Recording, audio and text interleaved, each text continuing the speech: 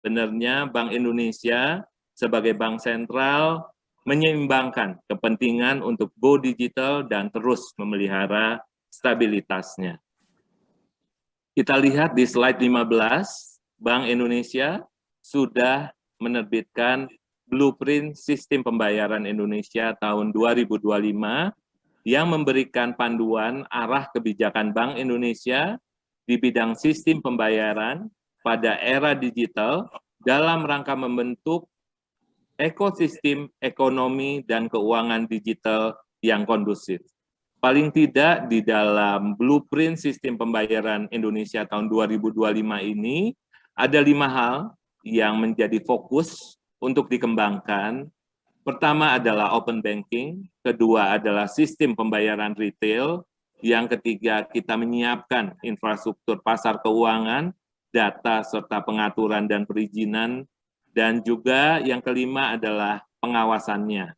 Ini merupakan 5 hal yang akan terus kita kembangkan, dan BSPI ini atau blueprint ini diimplementasikan melalui 3 pendekatan, yaitu secara industri, secara ketentuan, juga yang ketiga adalah secara kolaboratif, melibatkan berbagai kementerian, termasuk juga pemerintah daerah. Dan kami harapkan dari blueprint sistem pembayaran ini bisa menjadi navigasi di dalam transformasi ekonomi dan keuangan di era digital.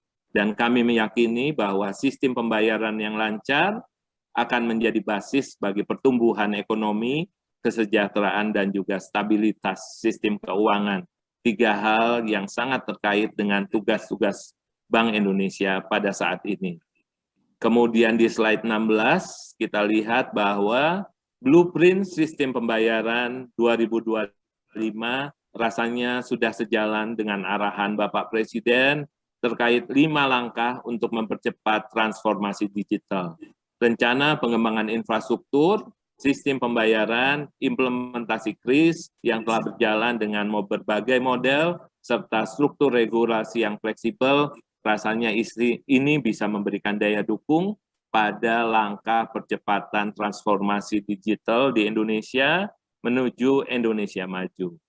Dan kemudian di slide berikutnya, kita lihat bahwa mencermati pentingnya bersinergi dan juga akselerasi digitalisasi ekonomi dan keuangan Indonesia dalam rangka mempercepat pemulihan ekonomi nasional, Bank Indonesia juga telah menetapkan beberapa kebijakan. Paling tidak di sini ada 4. Yang pertama adalah melalui kebijakan pricing dari sistem clearing nasional Bank Indonesia, yaitu memperpanjang masa berlaku pricing dari SKNBI itu sampai dengan 30 Desember 2021, dan juga melakukan pendalaman terhadap kajian kebijakan kartu kredit termasuk suku bunganya dan juga keterlambatan pembayarannya. Jadi kami sedang mengkaji untuk mendukung percepatan pemulihan ekonomi nasional melalui kebijakan pricing dan juga suku bunga kartu kredit. Yang kedua, kita melihat bahwa upaya BI yang akhir-akhir ini adalah mendorong akselerasi digitalisasi ekonomi dan juga keuangan yang inklusif dan efisien. Di sini dicapai dengan berbagai hal, antara lain meningkatkan limit transaksi kris dari sebelumnya 2 juta, kemudian menjadi 5 juta, dan juga kita terus memperkuat edukasi dan juga sosialisasi kris. Langkah ketiga adalah kita melakukan langkah antisipatif dalam rangka Idul Fitri 2021 yang akan sebentar lagi di bulan Mei. Pertama adalah memastikan keamanan, keandalan, dan kelancaran sistem pembayaran. Yang kedua adalah memastikan penyediaan uang layak edar. Dan yang ketiga adalah memastikan transaksi non-tunai bisa terus berlangsung secara cepat, mudah, murah, dan juga handal.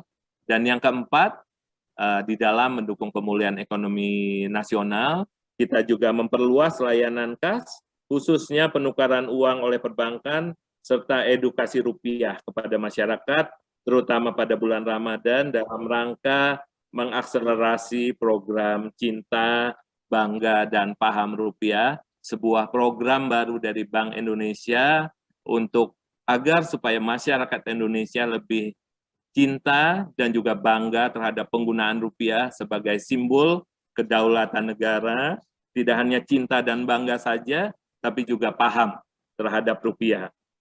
Itulah ada 4 langkah kebijakan sistem pembayaran dan pengelolaan uang rupiah yang kami keluarkan di bulan April ini. Kemudian kita lihat beberapa langkah pengembangan juga akan kita lakukan di dalam transaksi melalui KRIS ini. Jadi transaksi melalui KRIS kita kembangkan juga, ada yang disebut KRIS tanpa tatap muka, ya. TTM ya, KRIS TTM ya. Jadi saat ini pembayaran menggunakan KRIS dapat dilakukan secara tanpa kontak fisik dan tetap memenuhi protokol social distancing. Jadi tidak perlu tatap muka, kita sebagai pembeli dan juga penjual bisa saling bertransaksi. Yang kedua juga KRIS kita lakukan nanti untuk sebagai sarana tarik, transfer, dan juga setor uang di berbagai merchant yang bisa kita lakukan pada saat ini, juga bisa kita lakukan dengan menggunakan KRIS. Itu rencana pengembangan baik dari KRIS-nya serta program-program Cinta, Bangga, dan juga Paham Rupiah. Dan kemudian sebenarnya bagaimana strategi kemandirian digital yang bisa kita lakukan ke depan untuk memperkuat kemandirian ekonomi. Saya melihat bahwa Banten harus move forward, gitu ya. Kita melihat ada 3 hal yang perlu kita arrange bersama.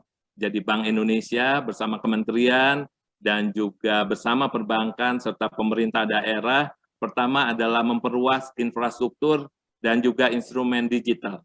Ini saya rasa penting untuk memberikan keragaman layanan untuk masyarakat. Kedua adalah sinergitas stakeholder untuk mendorong digitalisasi. Jadi saya lihat di sini adalah peran dari pemimpin daerah, peran dari para regulator dan juga seluruh stakeholder, key stakeholder penting untuk terus menggaungkan pentingnya elektronifikasi.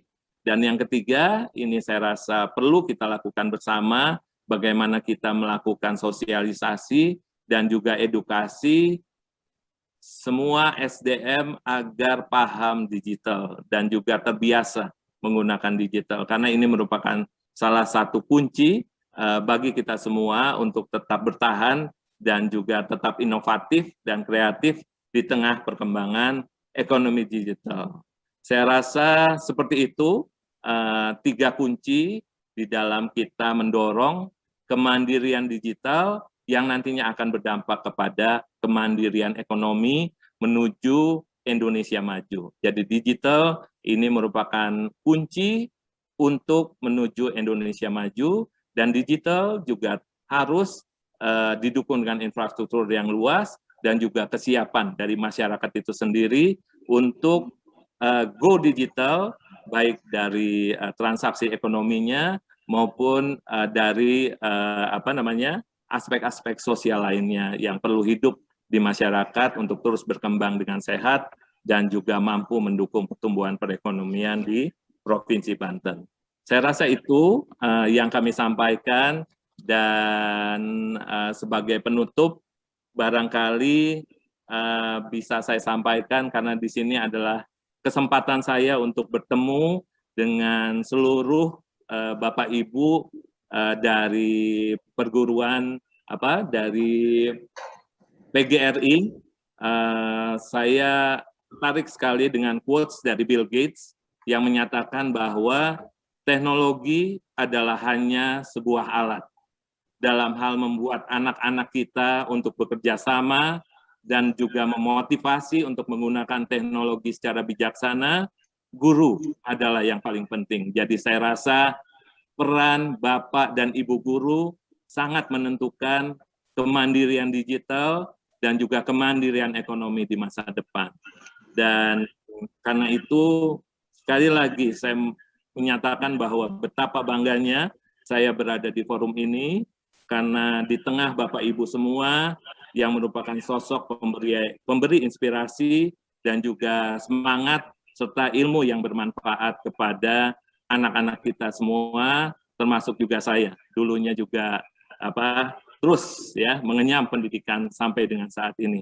Terima kasih Bapak Ibu semua. Mohon maaf apabila ada kekurangan ataupun ada kekhilafan. Salam sehat selalu untuk Bapak Ibu semua. Wassalamualaikum warahmatullahi wabarakatuh. Dan kalau diizinkan, saya minta izin untuk teman-teman di sini melakukan simulasi untuk transaksi kris secara digital. Kami persilahkan teman-teman BI yang sudah ada di lokasi. Sudah ada? Mohon izin, Pak Bagio. Baik, mohon izin. Terima kasih. Sebelumnya kita berdoa dulu kepada Pak Heru dan Pak Mario. Selanjutnya sebelum kita lanjut tembak, mungkin sudah tidak tahu Pak Erwin dan Pak Mario sudah menanyakan sesuatu. Tapi sebelumnya kita akan melakukan simulasi kris, ya, yang nanti langsung dipandu oleh Pak Erwin. Untuk itu sudah hadir di tengah-tengah kita Ketua PGRI Jalan Tangerang Bapak Dr. Andes Haji Jamaluddin MPD untuk melakukan simulasi. Berapa orang? Oh, dua orang, satu lagi nanti peserta ya. Tapi yang pertama, ya silakan dipandu. Terima kasih ini Pak untuk untuk berkenan mensimulasi penggunaan kris. Tentunya nanti teman-teman di sana bisa kira-kira mau pilih souvenir yang mana, nanti pembayarannya bisa melalui kris. Di sana ada Mbak Dina ya? Ya, ada Mbak Dina. Oke, Mbak Dina, silakan. Mohon izin barangkali. Halo Mbak Dina.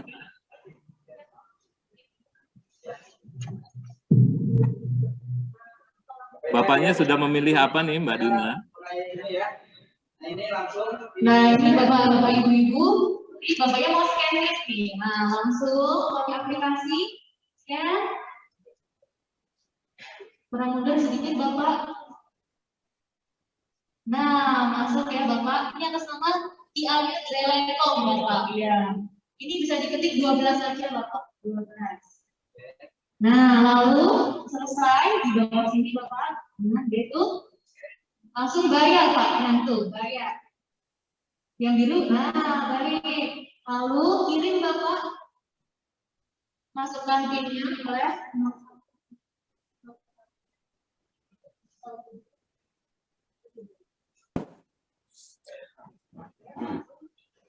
Pak Haji, jangan salah kirim ke saya ya Pak Haji ya. Nah, pembayaran berhasil nih. Tunjukkan ke kamera Bapak, boleh dong tepuk tangan yang dia Bapak. Boleh tepuk tangan dong. Boleh Bapak, ekspresinya berhasil Pak. Nah, udah berhasil Erin. Apa nih yang dibelanjakan oleh Pak Haji ini apa nih? Gitu. Jadi terima kasih Bapak.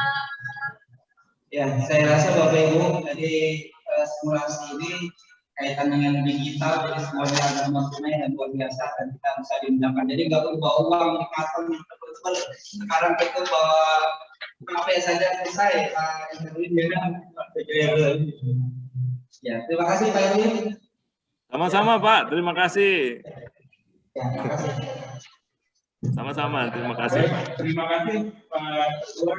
Selanjutnya dibawa oleh peserta yaitu Pak Ayat dari cabang PGRI Batu Ceper. Silakan Pak Ayat.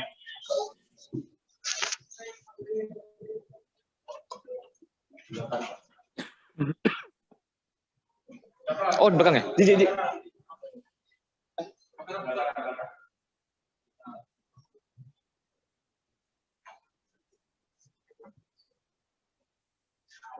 Ya, yang tadi pakai aplikasi mobile banking nggak Pak? Bisa pakai scan gitu. Dan sekarang ini mau coba pakai aplikasi Gojek. Bapak Ibu kalau punya aplikasi Gojek, itu bisa dipakai scan ini.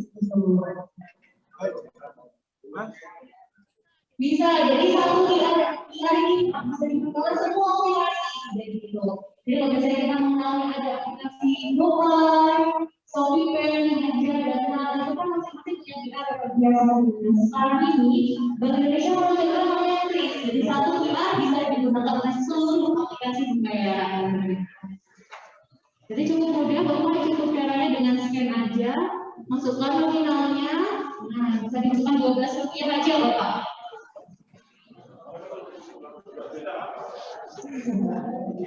Nah, boleh pembayaran berhasil langsung cepat sekali ya Bapak. Gimana Bapak?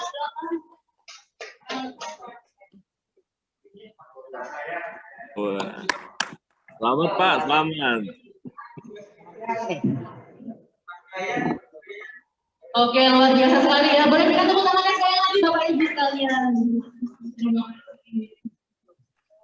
Baik, terima kasih Pak Dayat dari PGRI Batu Ceper. Selanjutnya Bapak Ibu tadi sudah disimulasikan penggunaan kris di mudah. Artinya kita dengan menggunakan HP dalam satu pinjaman kita bisa belanja kemana saja. Itu ya Bapak Ibu ya. Baik, selanjutnya masih ada waktu untuk kesempatan kita tanya jawab. Untuk itu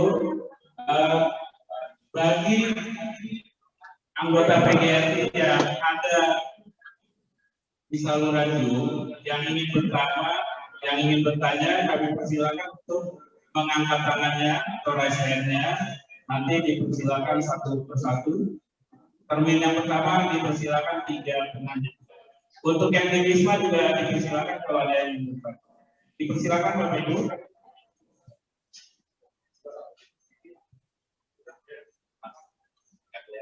Ya Pak, yang di Zoom. Ya. Udah ada yang mau nanya Pak? Kira-kira siapa?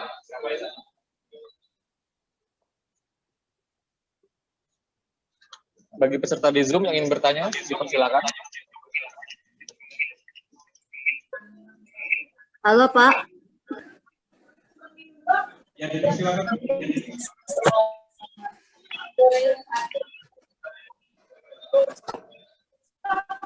Saya mau tanya Pak. Ya, dipersilakan langsung Bu. Halo.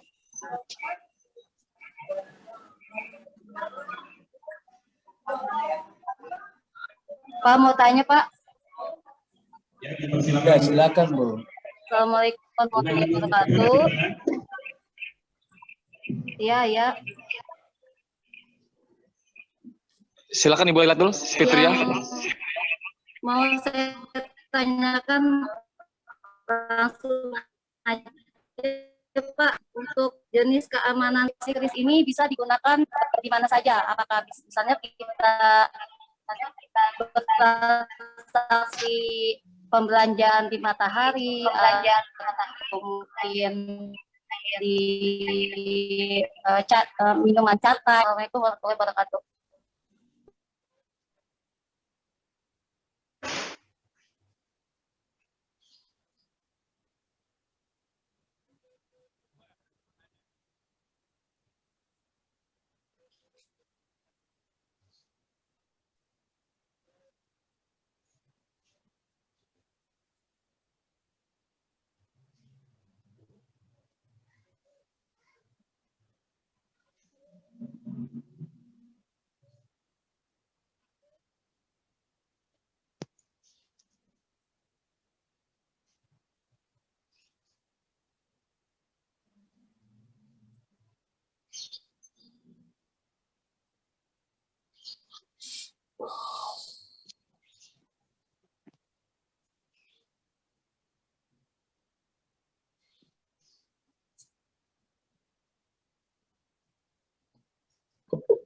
Untuk Ibu Ani silakan. Ya, Assalamualaikum warahmatullahi wabarakatuh. Saya ingin bertanya kepada Pak Erwin mengenai keamanan data dan keamanan dana nasabah, karena kan